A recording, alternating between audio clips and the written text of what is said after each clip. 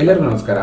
ಈ ಖಾತಾ ಅಂದರೆ ಘೋಷಿಸಿದ ಪ್ರದೇಶಕ್ಕೆ ತೆರಿಗೆ ಅಂದರೆ ಏನಿದು ಶೋಕಾಸ್ ನೋಟಿಸ್. ಸೊ ಇದನ್ನು ತಿಳ್ಕೊಳ್ಳೋಣ ಬನ್ನಿ. ಬಿಬಿಎಂಪಿ ಆಸ್ತಿ ತೆರಿಗೆ ಪರಿಷ್ಕರಣೆ ನೋಟಿಸ್ಗೆ ಆಕ್ಷೇಪಣೆ ಅಥವಾ ಮೇಲ್ಮನವಿ ಸಲ್ಲಿಸುವ ವಿಧಾನ ಏನು ಅಂತ ನೋಡೋಣ ಬನ್ನಿ. ಫಸ್ಟ್ ನಾವು ಈ ಒಂದು ಆಕ್ಷೇಪಣೆ ಅಥವಾ ಅಂದರೆ ಏನಿದು ನೋಟಿಸ್ ಅಂದರೆ ಏನು ಅಂತ ನೋಡೋದಾದ್ರೆ, ನೋಂದಣಿಯಲ್ಲಿನ ದಾಖಲೆಗಳಿಗಿಂತ ಅಂದರೆ ಆಸ್ತಿಯ ಪ್ರದೇಶ ಹೆಚ್ಚಿದ್ದರೆ, ಓಕೆನಾ, ಈಗ ಪಾರ್ಕಿಂಗ್ ಜಾಗವಿದ್ದು ಅದು ತೆರಿಗೆ ವ್ಯಾಪ್ತಿಯಲ್ಲಿ ಇಲ್ಲದಿದ್ದರೆ ಅಂತ ಆಸ್ತಿಗಳ ಮಾಲೀಕರಿಗೆ ಬಿಬಿಎಂಪಿ ಶೋಕಾಸ್ ಜಾರಿ ಮಾಡ್ತಾ ಇದೆ. ಇದನ್ನ ನಾವು ಎಲ್ಲಿ ಚೆಕ್ ಮಾಡಬೇಕು, ಅದನ್ನ ಎಲ್ಲಿ ಆಕ್ಷೇಪಣೆ ಸಲ್ಲಿಸಬೇಕು ಅಂದ್ರೆ ಈ ಪೋರ್ಟಲ್. ಓಕೆ, ನಾನು ಅವಾಗಲೇ ನಿಮ್ಗೆ ಯಾವ ರೀತಿ ಈ ಪೋರ್ಟಲ್ಗೆ ಹೋಗ್ಬೇಕು ಅನ್ನೋದನ್ನ ನಾನು ತಿಳಿಸ್ಕೊಡ್ತೀನಿ. ಈ ವಿಡಿಯೋನ ಕಂಪ್ಲೀಟ್ ಆಗಿ ನೋಡಿ. ಸೊ ನೀವು BBMP tax.karnataka.gov.in ಹೋದ್ರೆ ನಿಮಗೆ ಇಲ್ಲಿ ಒಂದು ಓಪನ್ ಆಗುತ್ತೆ. ಓಕೆ, ಅಲ್ಲಿ ನೀವು BBMP e-nyaya.karnataka.gov.in ಹೋಗಿ ನೀವು ಅಲ್ಲಿ ಸಬ್ಮಿಟ್ ಮಾಡಬೇಕಾಗುತ್ತೆ.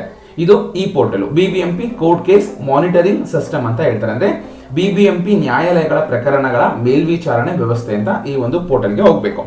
ಇನ್ನು ಏನು ಡೀಟೇಲ್ಸ್ ಅಂತ ನೋಡೋದಾದ್ರೆ, ಈ ಖಾತಾ ಪಡೆದುಕೊಂಡು ಮಾಲೀಕತ್ವ ದೃಢಿಸಿಕೊಳ್ಳಿ ಎಂದು BBMP ಹೇಳ್ತಾ ಬಂದಿದೆ. ಆದರೆ ನಮ್ಮಿಂದ ಹೆಚ್ಚುವರಿ ಆಸ್ತಿಯನ್ನು ಪಡೆದುಕೊಳ್ಳುವ ಹಲವಾರು ಒಂದು ದಾರಿಗಳು ಕಂಡುಕೊಳ್ತಿದೆ ಎಂದು ನಾಗರಿಕರು ಕೂಡ ಆರೋಪಿಸುತ್ತಿದ್ದಾರೆ. ಹಾಗೆ ಈ ಖಾತಾ ಪಡೆಯಲು ದಾಖಲೆಗಳನ್ನು ಅಪ್ಲೋಡ್ ಮಾಡಿದ ಸಂದರ್ಭದಲ್ಲಿ ಎಲ್ಲಾ ದಾಖಲೆಗಳನ್ನ ಆನ್ಲೈನ್ ಅಲ್ಲೇ ಪರಾಮರ್ಶಿಸಿ ವ್ಯತ್ಯಾಸ ಕಂಡು ಬಂದಾಗ ನೋಟಿಸ್ ಜಾರಿ ಮಾಡಲಾಗುತ್ತದೆ. ಅಂದ್ರೆ ಏನ್ ಮಾಡ್ತೀವಿ ನಾವು, ಇಷ್ಟು ಅಂದ್ರೆ ಈ ಜಾಗ ಇಷ್ಟಿದೆ, ಇಷ್ಟು ಅಡಿಗಳಿದೆ ಅನ್ನೋದನ್ನ ನಾವು ಅಪ್ಡೇಟ್ ಮಾಡ್ತೀವಿ ಆನ್ಲೈನ್ ಅಲ್ಲಿ. ಸೊ ಅದನ್ನ ಅವರು ಚೆಕ್ ಮಾಡ್ತಾರೆ. ಓಕೆನಾ, ಅದಾದ್ಮೇಲೆ ಏನಾದ್ರು ಡಿಫರೆನ್ಸ್ ಕಂಡು ಬಂದ್ರೆ ಅವಾಗ ಶೋಕಾಸ್ ನೋಟಿಸ್ ನ ಇಶ್ಯೂ ಮಾಡ್ತಾರೆ. ಹಾಗೆ ಆಸ್ತಿ ತೆರಿಗೆಯನ್ನು ಪರಿಷ್ಕರಿಸಿ ವ್ಯತ್ಯಾಸದ ಮೊತ್ತವನ್ನು 15 ದಿನದಲ್ಲಿ ಪಾವತಿಸಬೇಕು ಎಂದು ಕೂಡ ಸೂಚಿಸಲಾಗಿದೆ. ಓಕೆನಾ, ಆಗುತ್ತಿದೆ ಅಂದ್ರೆ ಸೂಚಿಸಿದ್ದಾರೆ BBMP ಕಡೆಯಿಂದ. ಹಾಗೆ ಏಕ ನಿವೇಶನ ಅಥವಾ ಕಟ್ಟಡ ಮಾಲೀಕರಿಗಿಂತ ಅಪಾರ್ಟ್ಮೆಂಟ್ ಅಲ್ಲಿರುವ ಫ್ಲಾಟ್ ಮಾಲೀಕರಿಗೆ ಹೆಚ್ಚಾಗಿ ನೋಟಿಸ್ ಜಾರಿಯಾಗಿದೆ. ಯಾಕಂದ್ರೆ ಅವರು ಈ ಪಾರ್ಕಿಂಗ್ ಜಾಗವನ್ನ ಇನ್ಕ್ಲೂಡ್ ಮಾಡ್ತಾ ಇಲ್ಲ. ಓಕೆ, ಹಾಗಾಗಿ ತುಂಬಾ ಆಕ್ರೋಶ ವ್ಯಕ್ತವಾಗ್ತಿದೆ. ಇದನ್ನ ನಾವು ಸರ್ಕಾರ ಯಾವ ರೀತಿ ತಗೊಳುತ್ತೆ ಅಂತ ನೋಡ್ಬೇಕು. ಹಾಗಾಗಿ ಇನ್ನೊಂದು ಫ್ಲಾಟ್ ಅಥವಾ ಫ್ಲಾಟ್ ಆಸ್ತಿ ತೆರಿಗೆಯನ್ನು ಸೂಪರ್ ಬಿಲ್ಡ್ ಅಪ್ ಏರಿಯಾ ಅಂತ ಹೇಳ್ತಾರೆ. ಓಕೆನಾ, ಸೂಪರ್ ಬಿಲ್ಡ್ ಅಪ್ ಏರಿಯಾ ಸ್ವಯಂ ಘೋಷಣಾ ವ್ಯವಸ್ಥೆಯಲ್ಲಿ ಈ ನಿಗದಿ ಮಾಡಿ ಪಾವತಿಸಲಾಗುತ್ತದೆ. ಓಕೆನಾ, ಕಾರ್ ಪಾರ್ಕಿಂಗ್ ಬಗ್ಗೆ ಇದರಲ್ಲಿ ಮಾಹಿತಿ ನೀಡಿರುವುದಿಲ್ಲ. ಈ ಖಾತಾ ನೀಡುವ ಪ್ರಕ್ರಿಯೆಯಲ್ಲಿ ಕಾವೇರಿ ಆನ್ಲೈನ್ ನಲ್ಲಿ ಒಂದು ಕ್ರಯ ಪತ್ರದೊಂದಿಗಿರುವ ಮಾಹಿತಿ ಹಾಗೂ ಫ್ಲೋರ್ ಏರಿಯಾ ಅಂತ ಹೇಳ್ತಾರೆ. ಅಂದ್ರೆ super built up area, common area, parking ವಿಸ್ತೀರ್ಣಗಳನ್ನು ಮಾಲೀಕರೇ ನಮೂದಿಸುತ್ತಾರೆ. ಅವರವರೇ ಇದನ್ನ ಅಪ್ಡೇಟ್ ಮಾಡ್ತಾ ಇದ್ದಾರೆ. ಇದರಲ್ಲಿ ವ್ಯತ್ಯಾಸ ಕಂಡು ಬಂದಾಗ ಅದಕ್ಕೆ ತೆರಿಗೆಯನ್ನು ನಿಗದಿಪಡಿಸಿ ಅದನ್ನು ಪಾವತಿಸುವಂತೆ ನೋಟಿಸ್ ನ ನೀಡ್ತಾರೆ ಮಾಲೀಕರಿಗೆ. ಓಕೆನಾ, ಈಗ ಈ ರೀತಿ ಒಂದು BBMP ಅಧಿಕಾರಿಗಳನ್ನ ಇದ್ರ ಬಗ್ಗೆ ಮಾಹಿತಿ ಕೊಟ್ಟಿದ್ದಾರೆ. ಸೊ ನೋಟಿಸ್ ಬಂದ್ರೆ ಎದುರುಗೊಳ್ಳೋ ಅವಶ್ಯಕತೆ ಇಲ್ಲ.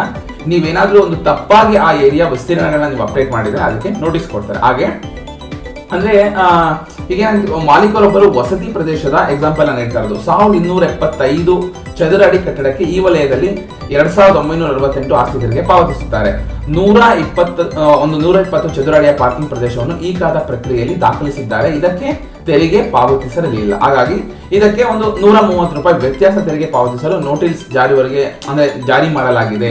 ಹೆಚ್ಚುವರಿ ತೆರಿಗೆ ಒಂದು ಕೇಳ್ತಿಲ್ಲ ಅಂತ ಅವ್ರು ಕೂಡ ಹೇಳಿದ್ದಾರೆ. ಅಂದ್ರೆ ಇವ್ರು ಜನ ಏನ್ ಅನ್ಕೋತಾರೆ, ಇದನ್ನು ಜಾಸ್ತಿ ಕೇಳ್ತಾ ಇದಾರೆ, ಇಲ್ಲ ಸೊ ಇದನ್ನ ಇನ್ಕ್ಲೂಡ್ ಮಾಡಿಲ್ಲ ನಾವು ಪಾರ್ಕಿಂಗ್ ಏರಿಯಾ, ಸೊ ಅದಕ್ಕಾಗಿ ನೀವು 139 ರೂಪಾಯಿ ಜಾಸ್ತಿ ಕಟ್ಟಬೇಕು ಅನ್ನೋ ಒಂದು ನೋಟಿಸ್ ಬಂದಿತ್ತು. ಇದು ಎಕ್ಸಾಂಪಲ್. ಓಕೆನಾ, ಈ ರೀತಿ ಇದು ವರ್ಕಿಂಗ್ ಆಗ್ತಿದೆ. ಓಕೆನಾ, ಮುನೀಶ್ ಮೌದ್ಗಿಲ್ ಅವರು ಆಲ್ರೆಡಿ ಕನ್ಫರ್ಮ್ ಮಾಡಿದ್ದಾರೆ. ಪಾರ್ಕಿಂಗ್ ಪ್ರದೇಶವನ್ನು ಫ್ಲಾಟ್ ನ ತೆರಿಗೆಯಲ್ಲಿ ಸೇರಿಸಲಾಗುವುದಿಲ್ಲ.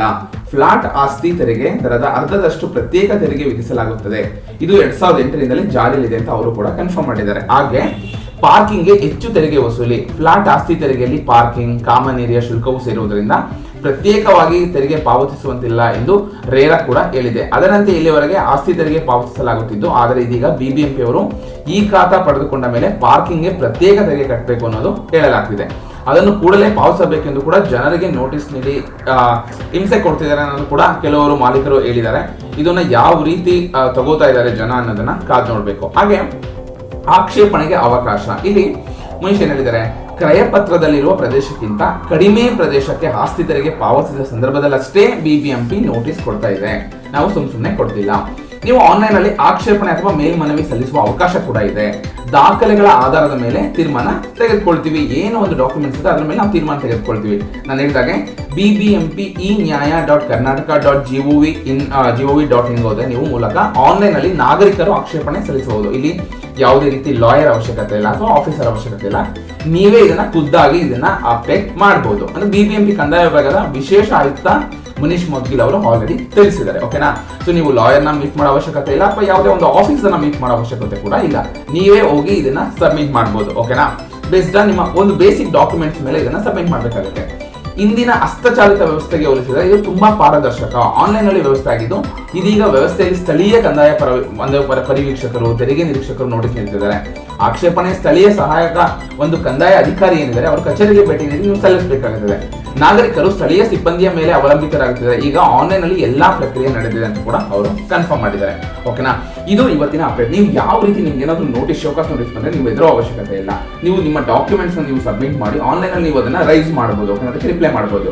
ಓಕೆನಾ? ನಿಮ್ಮ ಇದು ನೀವು ಚೆಕ್ ಮಾಡ್ಕೊಬೇಕು, ನಾನು ಕರೆಕ್ಟ್ ಏರಿಯಾ ಕೊಟ್ಟಿದ್ದೀನ, ಸ್ಕ್ವೇರ್ ಫೀಟ್ಸ್ ಇದೆಲ್ಲ ನೀವು ಚೆಕ್ ಮಾಡ್ಕೊಂಡು ಇದನ್ನ ನೀವು ಅಲ್ಲಿ ಅಪ್ಡೇಟ್ ಮಾಡಬೇಕಾಗುತ್ತೆ. ಓಕೆ? ಯಾವ ರೀತಿ ಅಪ್ಡೇಟ್ ಮಾಡಬೇಕು ಅನ್ನೋದನ್ನ ನಾನು ನಿಮಗೆ ತಿಳಿಸ್ಕೊಡ್ತೀನಿ. ನೀವು ನೋಡ್ಬೋದು ಇಲ್ಲಿ ನೀವು ಫಸ್ಟ್ ನೀವು BBMP ಪ್ರಾಪರ್ಟಿ ಟ್ಯಾಕ್ಸ್ ಸಿಸ್ಟಮ್ ಏನಿದೆ ಅಲ್ಲಿ BBMP ಟ್ಯಾಕ್ಸ್ ಅಥವಾ BBMP ಹಾಕಿದ್ರೆ ಈ ಪೇಜ್ ಓಪನ್ ಆಗುತ್ತೆ. ಇಲ್ಲಿ ನೀವು BBMP ಈ ನ್ಯಾಯ ಕರ್ನಾಟಕ.gov ಅಲ್ಲಿಗೆ ಹೋದ್ರೆ ನಿಮಗೆ ಇಲ್ಲಿ ಬರುತ್ತೆ. ಇಲ್ಲಿ ನಿಮಗೆ ಪ್ರತ್ಯೇಕವಾಗಿ ಸಿಟಿಸನ್ಸ್ ಲಾಗಿನ್ ಅಂತಾನೆ ಕೊಟ್ಟಿದ್ದಾರೆ. ಓಕೆನಾ?